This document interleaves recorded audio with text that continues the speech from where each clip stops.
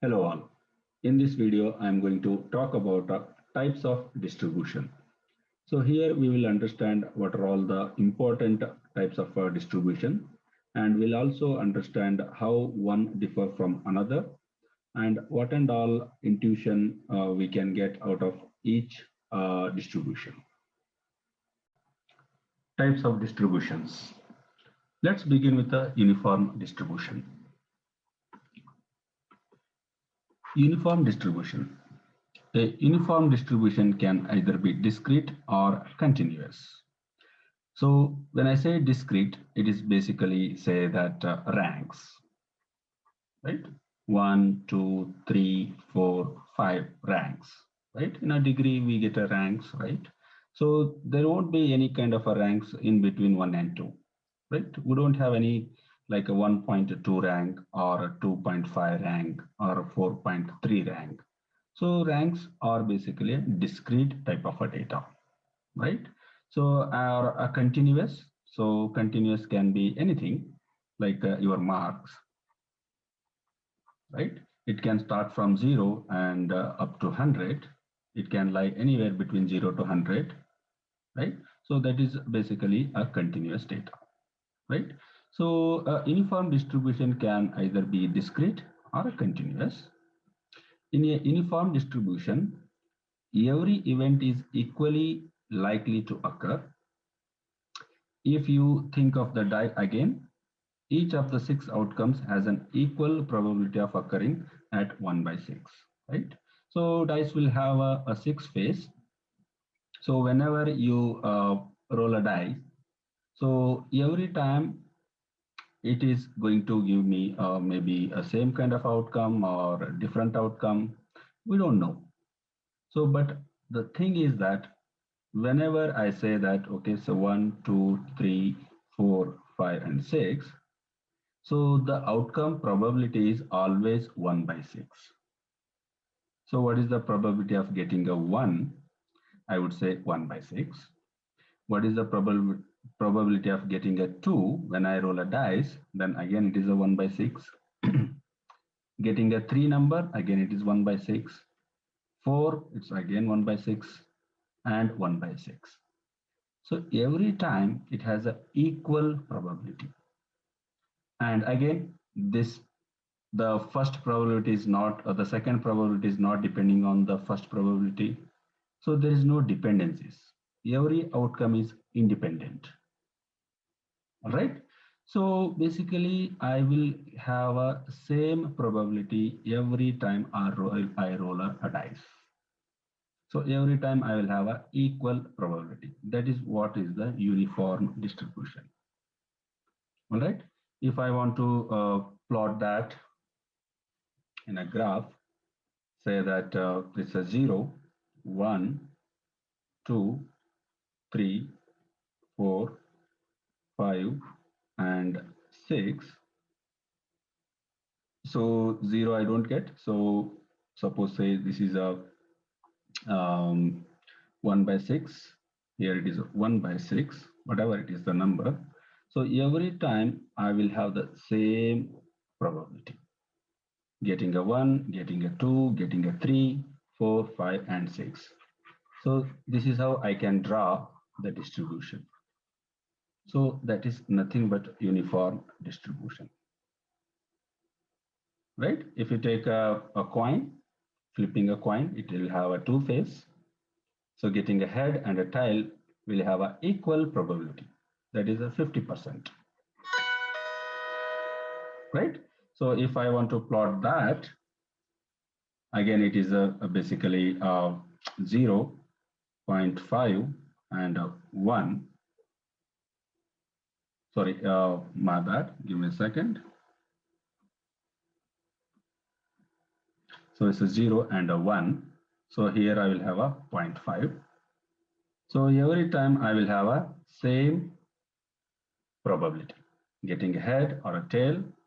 So head will also have a 50%. Tail will also have a 50% probability. So as many times as you toss the coin, so we'll have a equal probability. So that is basically uniform distribution. All right. Now let's move on to the binomial distribution. Right. The binomial distribution is a type of a discrete distribution. We already discussed about a discrete data here. So it's a type of a discrete distribution. In this distribution, we have n independent and identical Bernoulli trials.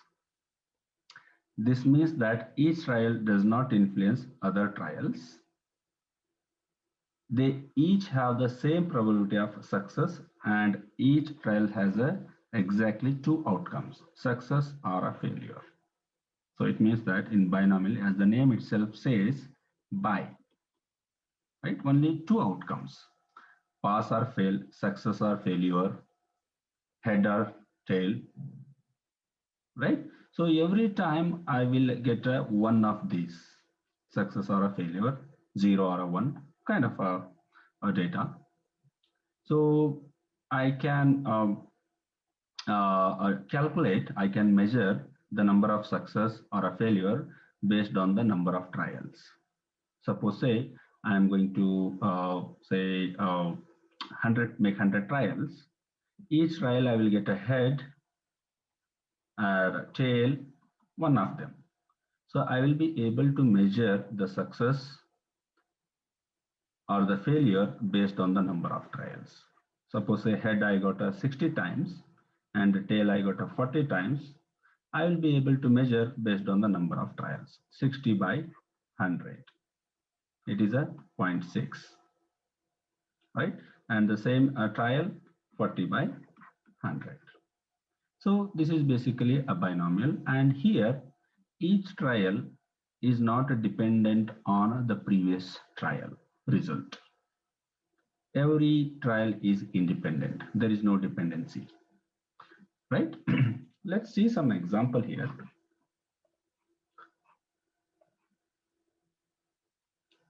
So consider, as you can see here, consider a weighted coin that flips heads with probability of 0.25. Okay, this is not the right one.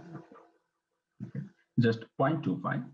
So I'm talking about a head here with a probability of only 0.25. If the coin is flipped 5 times, right, every time getting a probability is 1 by 5. Sorry, every time I flip, basically the probability is 0.25. So, and I'm flipping 5 times. This is just the probability I'm considering. Okay, what is the resulting binomial distribution? Right, so there is a formula. So the formula can be denoted as a B, and this is how you can see. So basically this is a very tricky uh, to solve this problem, this kind of a problem. Yeah, but to try to let's try to understand that. So this is how I can write, where PR x equal to k denoting the probability that the random variable x is equal to k, right? X is equal to k. Let's understand one by one. So in this case, denoting the binomial distribution with the parameters n and p. Let's see that how we can solve this kind of a problem. Let's move on. Delete this. Okay. So here, as you can see, this binomial experiment consists of 5 trials, as we discussed 5 times, right? A p-value of 0.25. This is discussed, right? And the number of successes is either 0, 1, 2, 3, 4, or a 5. All right. So I can get a sometimes 0 also, getting ahead, and sometimes 1, or 2, or 3, or a 4, or a 5 times continuously heads. Getting ahead 0 times, 1 time, 2 time, 3 time, 4 time, or a 5 times. Right? 0 also I'm going to consider because, yeah, maybe I may not get ahead even 1 time. All right. Therefore, the above formula applies directly. So I will be able to write this way. So for the 0, I will say x equal to 0. right? And I will be able to replace this data over here. So 0 and 5 times, this is 5 times, and probability is 0.25. So P is probability here. All right, same thing. N is basically number of times 5. K is 0. Here I'm denoting K is equal to 0. X equal to K here, K equal to 0. So if I put that, plug in all those numbers, I will get this data. When K equal to 1, right? So then 1, 5.25. These guys will remain same, and only these numbers are getting changed because I want to find the probability of getting a 0, 1, 2, 3, 4, and 5. Right? So for each and every probability, for each and every occurrence, right? Then I will be getting this kind of data. So probability of getting a 5 out of 5 is 0.001, and probability of getting a 4 out of 5 times head is 0.015. Probability of getting a 3 times head out of 5 is probability is 0.088. Similarly, you can interpret these guys as well. Right? I got this data. Now, if I want to plot this and visualize, so this is how I can visualize. Right? As you can see here, probability of getting a 0 out of 5 times head. So this is what is the percentage. The same number what we have, got in the above equation. Probability of getting head 1 time out of 5 times is basically 0.4. Same thing goes with the getting 2 times head, getting 3 times head, getting 4 times head, and getting a 5 times head out of 5 trials. So this is how we can represent. All right. Yes, that's all about basically binomial distribution. All right. Now let's understand normal distribution. I hope the most of the time we see normal distribution. This is most frequently interpreted, used in any of the machine learning or any other problem solving. We try to see whether the data is normal or not, whether it's a normally distributed or not. So commonly used term, this commonly used distribution, I would say, right? So let's understand normal distribution. The normal distribution is also called as a Gaussian distribution, right? Both are same. So what exactly it is? The normal distribution is the most commonly seen continuous distribution in nature. So I cannot use a normal distribution for a discrete data, right? I cannot use a normal distribution for a categorical data.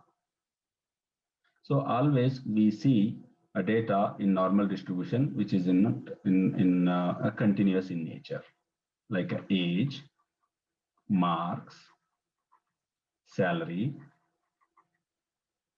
right? And height, weight. So numbers can fall anywhere in this type of a category, right? Age can follow in any way from 0 to maybe 1 day to maybe 100 years. Marks can fall anywhere between 0 to 100 marks. Similarly, salary, height, and weight, right? That's how we can interpret. Just as in a binomial distribution, every event is independent from one another, right? Here also there is no dependency. Every event is basically independent from one another. In the normal distribution, the mean, median, and mode all line up such that the center of the distribution is the mean. Like, suppose say I'm going to draw a normal distribution curve. This is how the normal distribution curve looks like. So what is this guy is trying to say? The mean, median, and mode, all line up such that the center of the distribution is the mean. Center of the distribution is the mean. Here, mean, median, and mode are same, right? So that is what this particular statement says. So because of this, exactly half of the results fall to either side of the mean. -1, -2, -3, here +1, +2, and +3. So half of the data is left hand side and remaining half of the data on right hand side. Right? So that's how the normal distribution looks like. The normal distribution is also identifiable by its bell shape. As you can see, this looks like a bell-shaped curve, right? And may sometimes referred as a bell curve. So we can also call it as a bell curve. Bell curve, normal distribution, Gaussian distribution, all are same. All right. So that is what the normal distribution. All right. Let's move on to the next type of distribution, which is a Poisson distribution. Right. So what is Poisson distribution? So Poisson distribution does not measure the number of successes for a given number of trials, right? It does not do that kind of a thing. So we have seen in the binomial and other, there is a success and a failure depending upon number of trials and things like that. But Poisson distribution does not measure the number of successes for a given number of trials. So rather, the Poisson distribution is the discrete probability distribution. So we have to pay attention here. Discrete probability distribution of the number of events occurring in a given time period. Given the average number of times the event occurs over that time period. It means that, okay, given a number, suppose say average, there are 3 customers visiting a restaurant. So what is the average, or how many customers will visit in the next time period, right? So that is what this guy is saying. So probability of number of distribution of the number of events occurring in a given time period. So I will say that 9 a.m. to 10 a.m. So in this time period, how many customers can visit any shop? You can take any business. So this is what we are trying to understand here. That is what is the Poisson distribution, right? So here, let's take one example and understand. Say that a certain fast food restaurant gets an average of 3 customers per minute, right? I have a restaurant, and per minute there are on an average 3 customers visits, right? Maybe in the first minute, maybe 0 customers. In the second minute, maybe I will get 6 customers, right? So I'm taking an average here. So this is just an average. However, the actual amount can vary. As I said, first minute 0, maybe 1, and in the second minute maybe 2, in the third minute maybe a 6. If I take an average, yeah, 3 customers per minute. All right. So a Poisson distribution can be used to analyze the probability of various events regarding how many customers can visit. This information can in turn help a manager plan for these events with staffing and scheduling, right? So where do we use this Poisson distribution, right? If I come to know that if I am able to identify how many customers can visit per minute or per hour, per day, right? So as a hotel owner, as a restaurant owner, I will be able to manage my staff. non-better way. Maybe if I say that okay, only 50 customers are going to visit on a particular time frame, right? So the remaining time I'm maybe able to get only 10 customers. So wherever I see a less number of customers are going to visit, so that time I can reduce the staff, right? Where I see that 50 customers are visiting during that particular time frame, maybe I can plan preparing a food well in advance. Maybe I can schedule something. So I can basically plan everything. So in that case, I can manage my business very well. So in order to understand, in order to plan, so where we use this Poisson distribution. All right, let's understand with one example.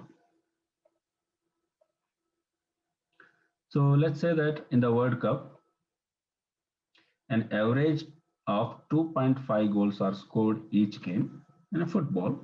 So on an average, every game, 2.5 goals are scored. Maybe it may be less in the first game, and in the second game it may be more. So on an average, 2.4 goals are scored in each game. Modeling this situation with a Poisson distribution, what is the probability that K goals are scored in the game, right? Means K goals, this is not the one, only K. So probability that K goals are scored in a game. Let's understand that one. So here the formula is something like this, as you can see here. Lambda k, k p of x equal to k, lambda k, e raised to the power minus lambda divided by k. So here E is a Euler's number. All right. So lambda is what? The average, 2.5. And I'm going to give this k data and I will be able to calculate the probability. All right. Let's see. So as you can see, in this instance, lambda is 2.5.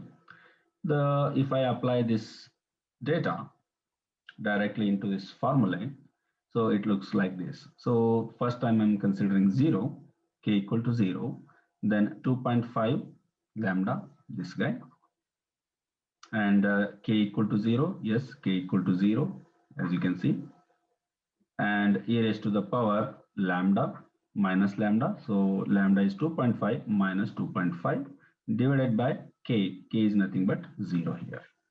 So I will be able to get this answer. Similarly, k equal to 1, I will replace k with 1 wherever we have in the formula, and I will get a 0.205 probability. Similarly,